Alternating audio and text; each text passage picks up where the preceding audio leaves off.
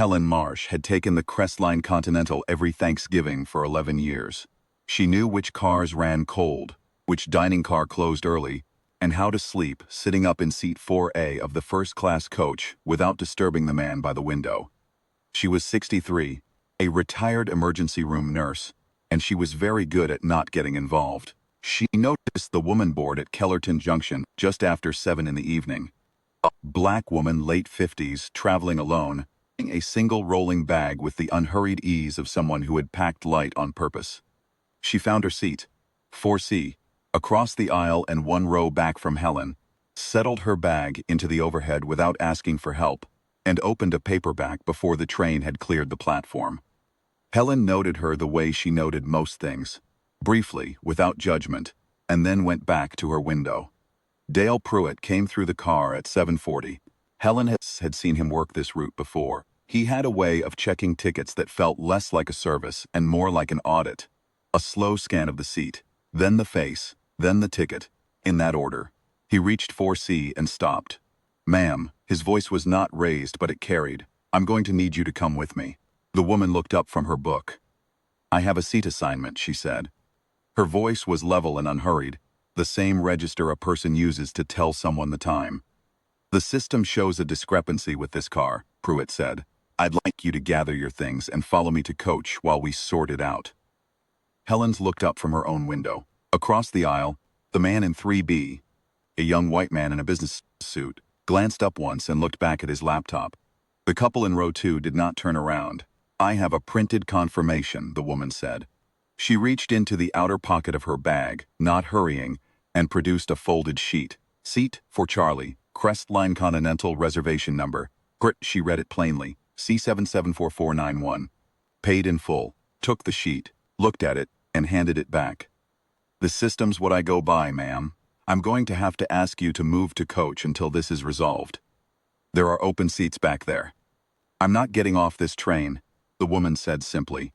She did not raise her voice, she did not look away. "And I am not moving to coach. I have a reservation for this seat. You have it in your hand." Pruitt's jaw set. "I'll have to call my supervisor." "Please do," she said, and opened her book again. Helen watched Pruitt move to the end of the car, radio in hand. She watched the woman in 4C turn a page. The car was quiet, 20, maybe 22 passengers. And the quiet had a particular quality now. The kind that means everyone has heard everything, and is deciding what to do with it. Helen turned back to her own window. The dark Ohio farmlands slid past. She picked up her book, she put it down. She thought about the time a patient had been left in a hallway for 6 hours. Because no one had wanted to be the one to escalate. She thought about how many things she had witnessed that she had narrated, to herself, as not her business. She turned in her seat. "Excuse me," she said, to no one in particular, and then more directly toward the aisle. "Excuse me, what's the policy when a passenger has a printed confirmation with a reservation number?" It wasn't directed at Pruitt, who was still at the far end of the car. It was directed at the car. The question hung there, plain and calm. The woman in 4C looked up and met Helen's eyes. Helen gave a small nod. "Because I ask," Helen continued, in her clearest nurse's voice, the one she'd used for 31 years to cut through noise in emergency rooms. "Because the passenger in 4, Charlie, has just read a reservation number aloud and I heard it, and that seems like a confirmation to me." There was a pause. "So did I." The voice came from row 6, a heavyset white man in a flannel shirt, mid-60s, the kind of man who looked like he drove a truck and didn't talk much. He did not look up from the tray table. He said it the way he might say the weather was cold. "Heard the number. Sounded confirmed to me."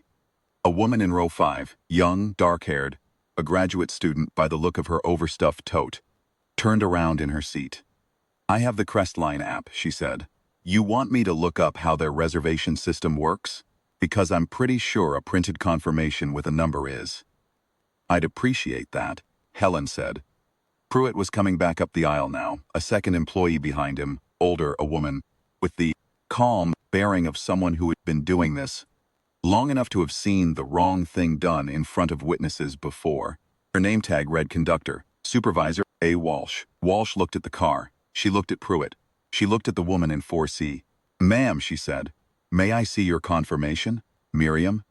Helen would learn her name later. On the platform at Dayton, where they exchanged a few words, and Helen wrote down her number because it seemed like the right thing to do.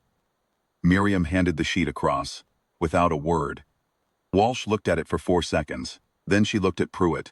Pull up C774491, took out his hand terminal. The car was very quiet. Helen was aware of her own heartbeat. It's confirmed, Pruitt said. His voice had changed register. Seat 4 Charlie, first class, paid. Thank you, Walsh said. She turned to Miriam. Mrs. Ozzie, Miriam said. Mrs. Ozzie, I apologize for the inconvenience. Your seat is confirmed. Please let me know if there's anything you need for the rest of the journey. She held Pruitt's eyes for a moment that everyone in the car could read. Mr. Pruitt, come with me, please. Followed Walsh to the end of the car. He did not come back through it that evening. The graduate student in row 5 turned around and gave Miriam a small private smile. The man in flannel in row 6 looked up once, nodded at no one in particular, and went back to whatever he was reading. The young man in 3B, the one who had looked away, sat very still for a moment and then closed his laptop. Helen settled back into 4A. Miriam opened her book. About 10 minutes passed. Then Helen heard the small, deliberate sound of a page turning, and Miriam said, without looking up, said it quietly, the way you say something to someone you don't want to embarrass. Thank you. You would have been fine, Helen said. I know, Miriam said, but thank you anyway. They didn't speak again until Dayton. The train ran on through the dark, the Ohio fields giving way to the first lights of the city, and the car moved with it. The low rhythm of the rails, passengers reading or sleeping or looking out at nothing in particular. Just a first-class car on an overnight train. 2 people going where they were going. At Dayton, a Crestline district supervisor in a gray coat was waiting on the platform. Helen watched him board, speak briefly with Walsh, and then approach Miriam's seat. He introduced himself. His name was something she didn't catch, and offered a formal apology in the careful language of a man who knew it was being observed and meant every word of it regardless. He said that Mr. Pruitt had been relieved from this run pending a review. He said that Crestline Continental would be in contact, that a formal complaint had been logged, and that a review of car attendant ticketing procedures on this corridor was being opened. Miriam listened to all of it with her hands folded in her lap and her back straight. She thanked him. She did not perform relief or outrage. She simply received what was owed. When he was gone and the train was moving again, Helen noticed that the graduate student had turned around once more in row 5. Not to say anything, just to look, the way you look at someone you want to remember. Helen understood that. She had almost turned back to her book. She had almost let the whole thing happen in the silence she had been training herself into for 63 years. Careful silence of a woman who told herself that getting involved cost more than it was worth. She thought, watching the dark fields return outside the window, that she would remember the sound of that first page turning. Miriam opening her book again, Pruitt walked away, the absolute composure of it, the refusal to be reduced. A woman alone on a train in a seat she had paid for, turning a page. The whole car had watched her. And car by car the decent ones had decided what kind of people they wanted to be. At Columbus, Miriam stopped. She stood and retrieved her bag from the overhead without asking for help. She nodded once to Helen. Helen nodded back. The door closed. The train moved on. Helen sat for a long time with her book in her lap and did not read a single word of it.